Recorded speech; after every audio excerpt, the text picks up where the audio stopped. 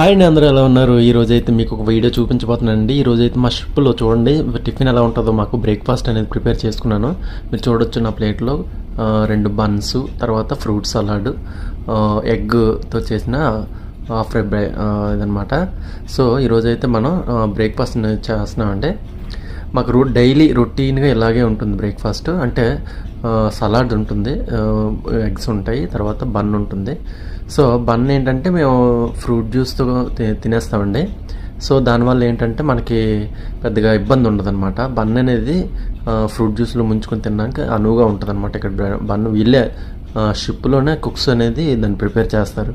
కానీ సలాడ్ అనేది ఎప్పుడు ఉంటుందండి. ఒక్కోసారి ఏంటంటే మనకి లాంగ్ జర్నీ కదా, లాంగ్ జర్నీ వల్ల సో ఒక్కోసారి సలాడ్ అనేది మిస్ అయిపోద్ది.